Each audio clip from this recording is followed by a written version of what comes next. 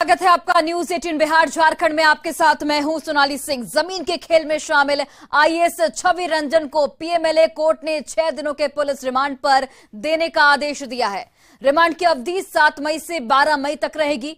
बता दें आपको कि जमीन से जुड़े फर्जीवाड़ा मामले में ईडी ने करीब 10 घंटे की पूछताछ के बाद गुरुवार को आईएएस छवि रंजन को गिरफ्तार कर लिया था, जिसके बाद कल उनकी मेडिकल जांच कराई गई थी, जिसके बाद उन्हें बिरसा मुंडा सेंट्रल जेल भेज दिया गया था। ईडी की ओर से कोर्ट से 10 दिन की रिमांड मांगी गई थी, लेकिन कोर्ट ने उन्हें 6 दिन की पुलिस रिमांड की मंजूरी दी है। रांची से इस खबर पर अधिक जानकारी दे रहे हैं सहयोगी संजय कुमार सिन्हा। जमीन घोटाला मामले में रांची के तत्कालीन डीसी छवि रंजन की मुश्किलें बढ़ती नजर आ रही हैं। ईडी कोर्ट ने 6 दिनों की रिमांड अवधि स्वीकार की है। ये रिमांड अवधि 7 मई की सुबह से 12 मई तक पूरी होगी और इन 6 दिनों में पूछताछ के लिए ईडी के पास सवालों की लंबी फेहरिस्त है। ईडी ने दरअसल कोर्ट को जानकारी दी थी कि बड़गाई मौजा के पास जो जमीन है, उस जमीन के म्यूटेशन के बदले छवि रंजन को प्रेम प्रकाश के जरिए 1 करोड़ रुपए दिए गए थे।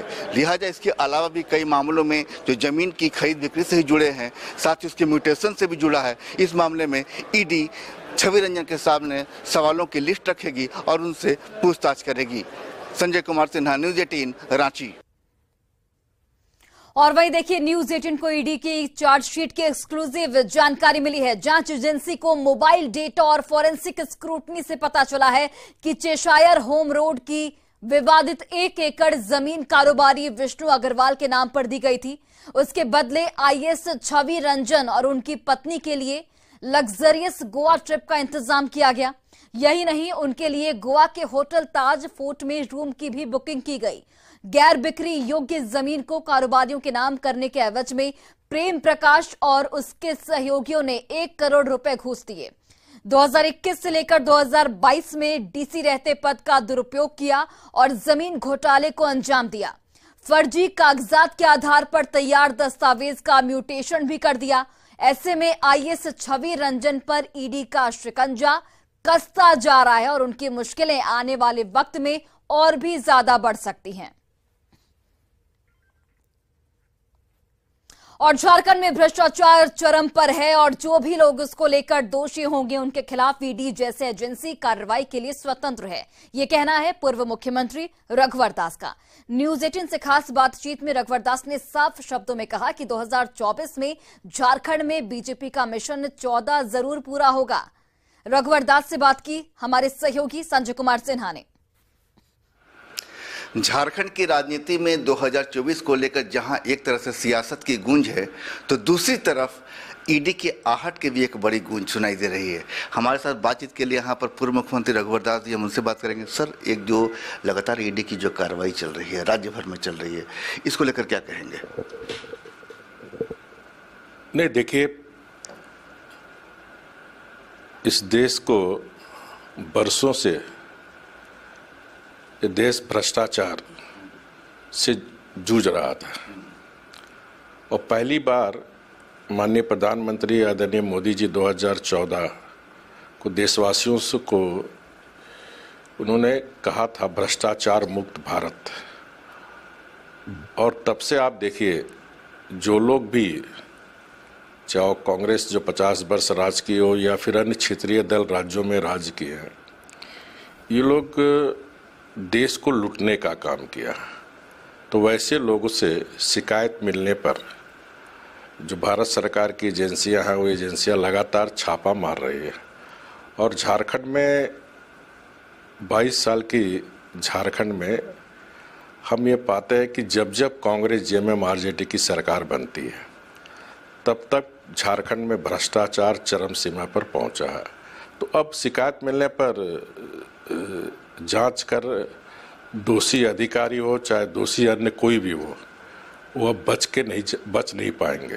भारतीय जनता पार्टी लगातार अपने सहयोगी साथ मिलकर 14 का 14 सीट की जीत हो, इसके लिए भारतीय जनता पार्टी और एनडीए के सहयोगी दल के साथ मिलकर हम लोग रणनीति के तहत काम कर रहे हैं। तो आने वाले समय में हम 14 का 14 भारतीय जनता पार्टी और एनडीए को सीट प्राप्त होगी।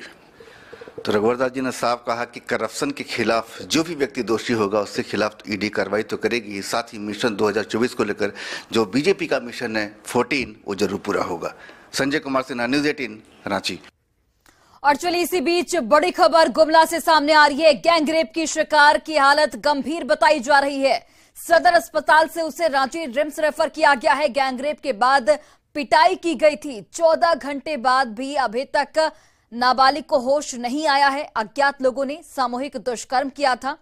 विरोध करने पर बेरहमी से पिटाई की गई थी। तो गैंग रेप के शिकार की हालत फिलहाल गंभीर बताई जा रही है। सदर अस्पताल से उसे रांची रिम्स रेफर किया गया है।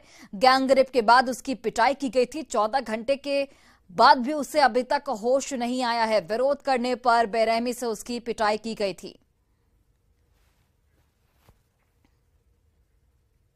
और चलिए अब बात करते हैं हाथी के उत्पात की। झारखंड और बंगाल के सीमावर्ती इलाके जमशेदपुर के लोगाहारा गांव के साथ जंगली हाथी वहां पर डटे हुए हैं। यहां पिछले 4 साल से हाथियों ने बंगाल के बाकड़ा और झारखंड के लोगाहारा गांव में अपना बसेरा बना लिया है। दिन हो या फिर रात, हाथियों की लगातार हो रही चहलकदमी और उनकी आवाज से लोग डरे सहमे हुए हैं। लोग अपनी खेती बाड़ी और काम धंधा सभी को छोड़कर हर वक्त हाथियों की निगरानी में जुट जाते हैं। वन विभाग की टीम हाथियों के मूवमेंट पर नजर बनाए हुए है, लेकिन क्यूआरटी में सदस्यों की संख्या काफी कम होने से हाथियों को घने जंगल में खदेड़ा नहीं जा सका है अभी तक। झारखंड बंगाल बॉर्डर पर हाथियों से लोगों को हो रही परेशानियों का जायजा लिया हमारे संवाददाता प्रभंजन कुमार ने। झारखंड के बंगाल सीमा में हम इस वक्त है। बाकड़ा या बंगाल का गांव है, लुगाहारा या झारखंड का गांव है। ठीक इसके सीमावर्ती ये जो जंगल है, यहाँ पर दर्जनों के संख्या में यहाँ पर हाथी है। गांव वाले आसपास लोगों ने प्रतिदिन यहाँ पर हाथी से वे आतंकित है और करीबन 70 से अधिक की संख्या में इसी जंगल पर यहाँ पर हाथी है। अभी इस वक्त ही इस जंगल में हाथी यहाँ पर मौजूद है और गांव के जो लोग हैं इस हाथी पर नजर बना कर रखे हुए हैं कि किसी तरह का कोई नुकसान ना हो। यह प्रयास इनका हर दिन का यह दिनचर्या बन गया है। कई सालों से हाथी इसी जंगल पे जमावड़ा बना कर रखे हैं। बंगाल और झारखंड का सीमा क्षेत्र का यह जंगल इस हाथी के नाम से अब जाने लगा है। और हम यहाँ पर जानते हैं यहाँ के लोगों से भी कि किस तरह बंगाल के जो लोग हैं वे हाथी से परेशान है। हमारे इस झारखंड के जो लोग हैं वे हाथी से परेशान है। हाथी तो परेशान करता है, 5 साल से ऊपर हो गया है, लेकिन परेशान अभी ज्यादा हो रहा है। 70 से 80 हाथी यहाँ बहुत अड्डा क्या है, लेकिन गवर्नमेंट कोई सिस्टम नहीं ले रहा है। ऐसे हो गया कि हाँ आने जाने में भी दिक्कत हो रहा। क्या मान लीजिए लड़का स्कूल जाएगा तो जंगल का अंदर जाना पड़ रहा है। ठीक है, तो अनाज खेती बाड़ी तो सब लोग बंदे कर दिए हम लोग। जो गर्मी का धान होता है वो सब बंदे कर दिए सब। कोई प्रॉब्लम हो गया, ठीक है, उसका सरकार देगा हर जना, क्या नहीं दे सकता ना, तो फिर तो सरकार को रिस्पॉन्स करना चाहिए ना। तो ऐसे पार्ट डे कंटिन्यू कैसे हो सकता है सर? रिस्पॉन्स लीजिए।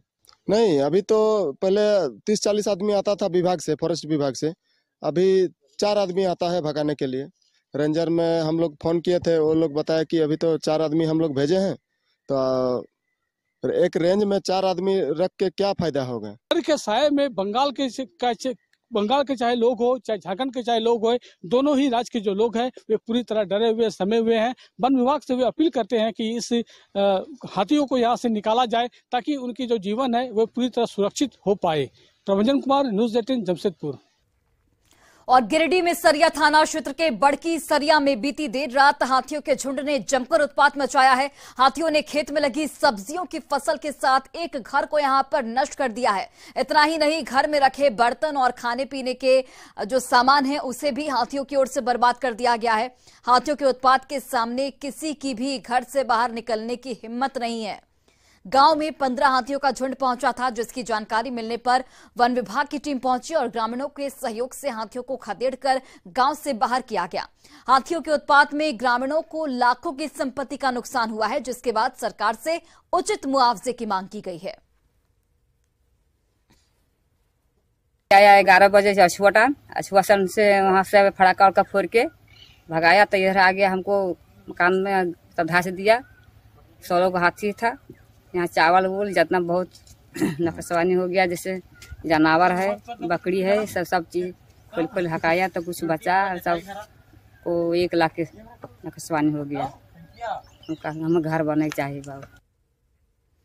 और गिरिडीह में धर्मांतरण का जाल तेजी से फैलता जा रहा है। आरोप है कि मिशनरीज की ओर से दिए जा रहे प्रलोभन की वजह से सदर प्रखंड के आदिवासी बाहुल्य गांव बिरदोंगा गांव की करीब आधी आबादी ने ईसाई धर्म अपना लिया है। गांव में 1000 से अधिक आदिवासी रहते हैं, जिसमें से आधे से अधिक आबादी सरना धर्म छोड़कर ईसाई धर्म अपना चुकी है। बड़े पैमाने पर धर्मांतरण के पीछे मिशनरीज की ओर से दिए जा रहे प्रलोभन के साथ ही ईसाई धर्म अपनाने पर सभी तरह की लाइलाज बीमारी को ठीक करने का झांसा प्रमुख है। अंधविश्वास और बेहतर जीवन के लालच में पड़कर लोग सरना धर्म छोड़ रहे हैं, जिससे आने वाले वक्त में आदिवासियों के अस्तित्व पर खतरा मंडराने की आशंका जाहिर की जा रही है। वो घर में भी खाने के लिए कुछ नहीं था। वो बकरी लगेगा, मुर्गी लगेगा, कहाँ से खोजेंगे। अच्छा, तो इसीलिए आप क्रिश्चियन बन गए। अच्छा, तो अभी फायदा हो रहा है? फायदा हो रहा है। क्या फायदा हो रहा है? हमारा बाल बच्चा पढ़ा दिया से वो नौकरी भी हो गया और अभी आगे देखते हैं। जैसे मिलता है क्यों, जैसे किसके ऊपर जैसे कुछ बने, जैसे समस्या आ गया तो उस समस्या द्वारा लोगों को मदद किया जाता है। पैसा मिलता है, पैसा से दिया जाता है, जैसे खाना वाना दिया जाता है, खाना वाना पैसा से दिया जाता है। हजारीबाग में रोहित पंडित के हत्यारों का अब तक कोई सुराग नहीं मिल सका है। बरही थाना क्षेत्र के चतरो गांव में रोहित पंडित पर उसके चाचा के परिवार ने हमला बोला था। गंभीर हालत को देखते हुए उसे बरही से रिम्स रेफर किया गया था, लेकिन इलाज के दौरान उसकी मौत हो गई।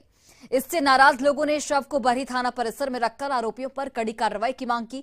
वहीं मौके पर पहुंचे बरही एसडीपीओ और बरही विधायक उमा शंकर अकेला ने आक्रोशित परिजनों और स्थानीय लोगों को समझाया, जिसके बाद परिजन शव को थाना परिसर से उठाकर अपने गांव तक ले गए। एसडीपीओ ने स्पेशल टीम गठित कर आरोपियों की जल्द गिरफ्तारी का भरोसा दिया है। आए हैं तो उनके तरफ से खाली आंदोलन का मदद मिला है, उसके बाद कोई मदद नहीं मिला है। विधायक जी भी बोले कि बोरी जो है सो ले जाइए, गर्मी का टाइम है, बदबू मार देगा। तो हम बोले ठीक है, अब बोरी तो यहीं रहेगी, बोरी जाएगी नहीं जब तक हमको इंसाफ नहीं मिलेगा। एक घर का एक ही बेटा था, उस घर का दिया बुझ गया। उस तरीके का क्या इंसाफ देती है, वही हम चाहते हैं। हजारीबाग के चरचू प्रखंड के करीब 60 गांव बिजली की समस्या से इस वक्त जूझ रहे हैं।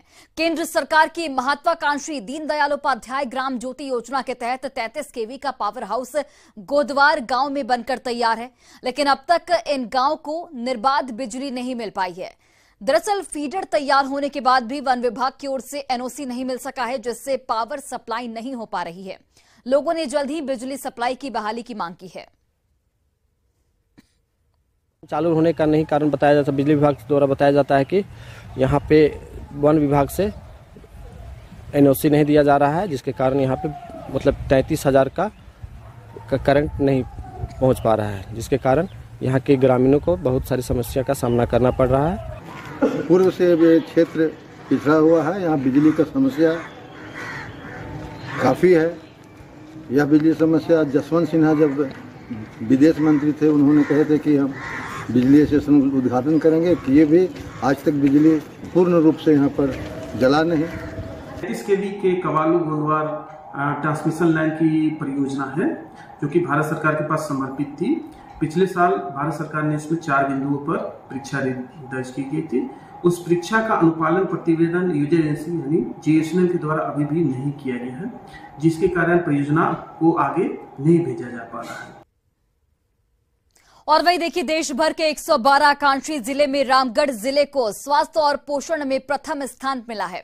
इससे पूर्व रामगढ़ जिला दूसरे स्थान तक पहुंचा था। सिविल सर्जन ने इसे एक बेहतरीन टीम वर्क का नतीजा बताया। अधिक जानकारी दे रहे हैं हमारे संवाददाता जावेद खान। देश भर के आकांक्षी जिलों में रामगढ़ जिला को स्वास्थ्य और पोषण के मामले में प्रथम स्थान मिला है। हम सीधे बात कराएंगे रामगढ़ के सिविल सर्जन से, ये कैसे संभव हो पाया और ये कैसे रैंकिंग मिलता है। सर बताइए। हाँ, सबों को जोहार, नमस्कार। ये बहुत ही पूरे जिले के लिए गर्व की बात है कि स्वास्थ्य एवं पोषण के मामले में रामगढ़ जिले को सभी आकांक्षी जिले जो हैं भारतवर्ष के पूरे राष्ट्रीय स्तर पर प्रथम स्थान प्राप्त हुआ है। और ये जो हमारे स्वास्थ्य में जितने कार्यक्रम चल रहे हैं उनके आधार पर मिला है। हमें 77.4% मार्क्स दिया गया और इसके बेसिस पर पूरे भारत में हम लोगों ने प्रथम स्थान प्राप्त किया। हम लोग काफी महीनों से इसके लिए प्रयास कर रहे थे, कम से कम 2 साल से प्रयास तो हम लगातार कर रहे थे और हमारे स्टाफ्स और डॉक्टर्स में प्रतियोगिता की भावना भी थी कि हम लोग राष्ट्रीय स्तर पर नंबर 1 बने। भला कि बहुत बार हम लोग नंबर 2, 3, 4, 5, 6 सब कुछ लाए, लेकिन नंबर 1 होने से काफ़ी यहाँ के डॉक्टर्स और स्टाफ्स में उत्साह बढ़ा है और लोग आगे भी अच्छा काम करेंगे। खास तौर पर जो बच्चों का टीकाकरण, गर्भवती माता की देखभाल, संस्थागत प्रसव, टीबी बीमारी में भी अच्छा काम हुआ है। तो इन सारी चीज़ों को मिलाकर जो पॉइंट्स बना है उसके अनुसार हम प्रथम स्थान प्राप्त किए हैं। आगे भी हमारी कोशिश रहेगी कि हम लोग काफ़ी अच्छा रैंक लाएं पूरे भारतवर्ष में। इससे न केवल रामगढ़ जिला का बल्कि झारखंड जिला का भी नाम भी होता है और उत्साह भी बढ़ता है सबों में। मार्च महीने में जारी डेल्टा रैंकिंग में आकांक्षी जिलों में रामगढ़ को प्रथम स्थान स्वास्थ्य और पोषण मिला है। ये पूरे रामगढ़ ही नहीं, पूरे झारखंड के लिए गर्व की बात है। जावेद खान, न्यूज़ 18, रामगढ़। और वहीं राजधानी रांची समेत झारखंड के मौसम में आने वाले 5 से 6 दिनों तक कोई बदलाव नहीं होने जा रहा है। मौसम विभाग के पूर्वानुमान के हिसाब से 7 से 9 मई के बीच बंगाल की खाड़ी में साइक्लोन मोचा उठ सकता है, जिसका राजधानी रांची समेत राज्य भर में आंशिक असर पड़ने की संभावना है। हालांकि राजधानी वासी हर सुबह चलने वाली ठंडी हवाओं का लुत्फ उठा रहे हैं। अधिक जानकारी दे रहे हैं मौसम को लेकर हमारे सहयोगी संजय कुमार सिन्हा। मई की गर्मी में भी रांची का मौसम ठंडा ठंडा कूल कूल एहसास दे रहा है, लेकिन मौसम में मोचा नाम के साइक्लोन की घुसपैठ हो सकती है। 7 से 9 मई के बीच जो पूर्वानुमान है कि बंगाल की खाड़ी में मोचा नाम का तूफान उठ सकता है, जिसका आंशिक असर झारखंड में हो सकता है। हमारे साथ कुछ लोग हैं जो रांची के मौसम का लुत्फ उठा रहे हैं। बोल रहे कि रांची का मौसम मई में भी इस तरह का मौसम है, ज़्यादा बदलाव का तो अभी फिलहाल कोई पूर्वानुमान नहीं है, लेकिन एक तूफान है जो इसका असर आ सकता है। तूफान का तो सुन रहे हैं, बाकी इससे बड़ा बड़ा जो है तूफान रांची झेले हुए है, इसमें कोई फर्क ऐसी पड़ने वाला नहीं है। और मौसम बहुत कूल है यहाँ का। अभी मई में भी जो है सब पंखा का सबको जरूरत नहीं पड़ता है, पंखा एसी का कोई जरूरत नहीं है। चादर रात में ओढ़ के सोइए, अभी ऐसा ठंडा अभी रात में महसूस हो रहा है। सुकून देने वाली बात जो है कि मौसम विभाग का भी पूर्वानुमान है कि मौसम में आने वाले 5-6 दिन तक कोई बदलाव होने नहीं जा रहा है ना, अभी कोई एथी होने वाला नहीं है। और उसका भी बहुत आंशिक एथी आने वाला है, कोई बड़का तूफान नहीं आने वाला है। और इसका भी रांची वासी झेल लेंगे, झारखंड वासी झेल लेंगे। और क्या रांची वासी सब कुछ झेल लेंगे, लेकिन मौसम विभाग का साफ पूर्वानुमान है कि 7 से 9 मई के बीच बंगाल की खाड़ी में मोचा नाम का एक साइक्लोन है वो उठेगा, जिसका असर जो है बिहार, झारखंड, उड़ीसा के कुछ भागों में पड़ेगा। लेकिन झारखंड में फिलहाल इसका आंशिक असर कह सकते हैं कि एक पूर्वानुमान दिया गया। साथ ही कहा गया है कि अगर इसका आंशिक असर हुआ तो कुछ जिलों में बारिश हो सकती है। संजय कुमार सिन्हा, न्यूज़ 18, रांची। और फिलहाल इस बुलेटिन में बस इतना ही, लेकिन एक नजर अभी तक की सुर्खियों पर।